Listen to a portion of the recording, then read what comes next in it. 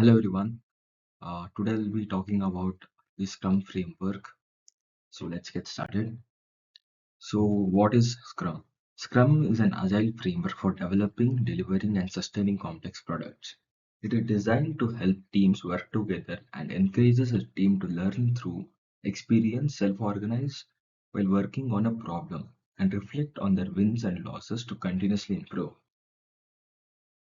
So now I'll be talking about Scrum workflow, which are first one is the product backlog.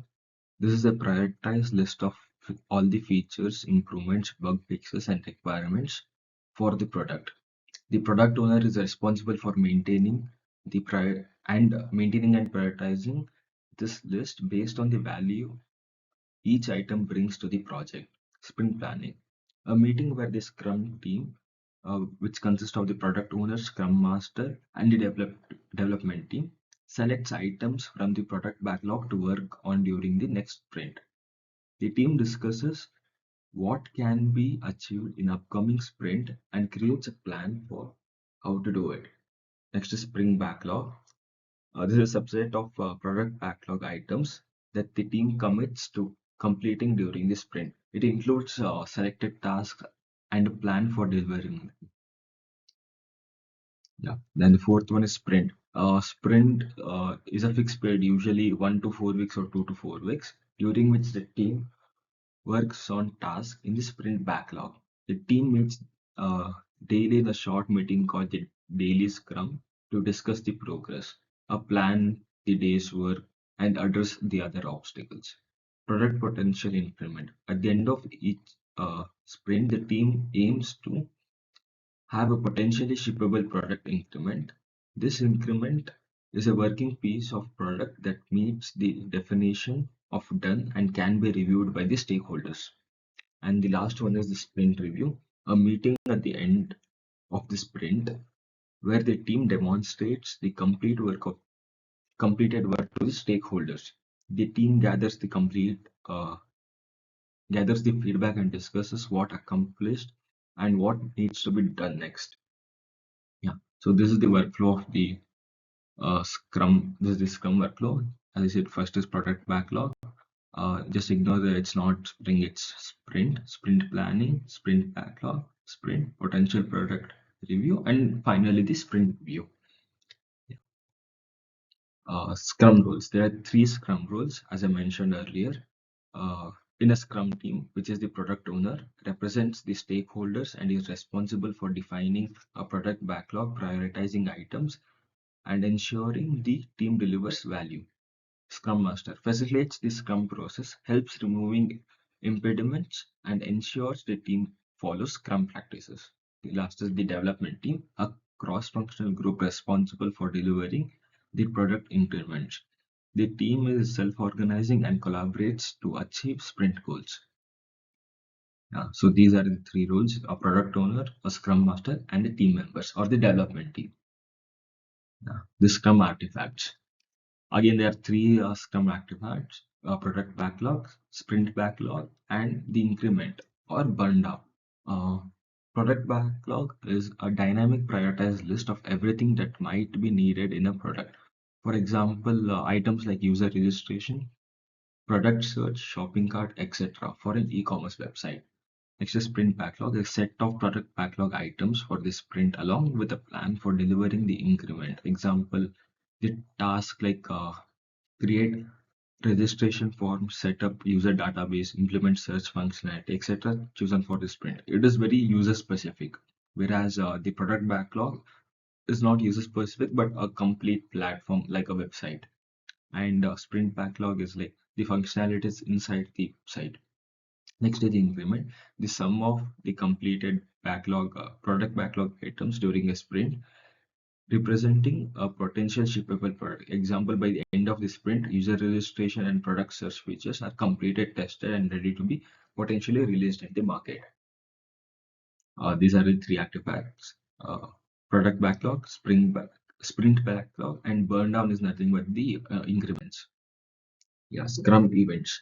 Uh, it's sprint, the time box period, as I mentioned earlier, which is 1 to 4 weeks or 2 to 4 weeks, during which a set of work is completed and a product increment is delivered. Sprint planning, a meeting to define what work will be done in an upcoming sprint and how it will be achieved. Daily Scrum, a short daily meeting to discuss progress, plan the day's work, and identify any impediments. Sprint review, a meeting to demonstrate the work completed during the sprint and gather feedback from the stakeholders.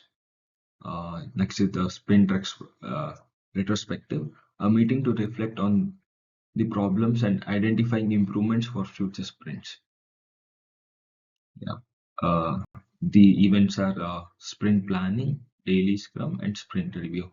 Just ignore this, please. Empty title. Yeah. So I'll be now talking about traditional waterfall method and the Scrum methodology. In waterfall method, for developing a website, it requires the requirements are gathered at the beginning. Whereas in Scrum, work is divided into small increments. They are called sprints. Design, development, and testing phases follow sequentially in a waterfall model. But whereas in a Scrum model, there is continuous feedback from the stakeholders during each sprint. Issues are discovered in late process and can cause in significant delays. Yeah, like what they do is once they complete everything, the issues are discovered later because they follow everything sequentially. They don't test it regularly on uh, what do you say on certain tasks or something like that. So the issues might cause a significant delays. But whereas for Scrum, there's continuous feedback from the stakeholders during each sprint, so there won't be much delays, and it has ability to adapt to changes and can deliver value incrementally. Benefits of Scrum over Waterfall are greater flexibility and adaptability to changes, improved collaboration and communication, faster delivery of value to stakeholders, continuous improvement of higher product quality. Yeah. So a traditional waterfall method might take 3 to 6 months to complete, which is, as you can see, it's the plan, the build, the test, then release. Like a release is major release. Then again, if they want to improve something or increase the scalability or something, they need to start from the scratch. They can't uh, be like, I'll start from here, not like that. But Scrum is like, it'll take a month kind of thing because they have this sprints, because they micro release every time. So they plan, they build, they test, and release. Again, they plan it. So that's how sprint works. So let us consider an example for a Scrum workflow. The first is a product backlog. All the we would be considering a user stories like as a user what he needs so that what can be accomplished or whatever the task he wants. So it is more like as a user, I need to generate a login page so that the users can so that I can register. So like that. So here, like login features. So as a generated user, I need login so that I can access the website backend. This is login, and I add one more need, which is a forgot password. As a general user, I need to reset my password so that login, so that the login when I forget my credentials. Next is admin dashboard. As an admin, I need to access the dashboard, and to see the dashboard reports, I need one more. What do you say? Access to it. Next would be sprint planning. As a general user, like the login story one, and again the dashboard story. It's like login has forgot password and dashboard has dashboard reports. Next is the sprint backlog. Uh, 4Ks and add 85% to 115% estimate of possibility tasks to complete for 1 to 4 week period. And next is sprint, which is micro release. Then the burn down chart, which is how they increment it. Finally, sprint review, where the owner joins to see the accomplishments of the current sprint. And last is the daily scrum, like what's been accomplished so far, what you are working on next, and blocking. Thank you.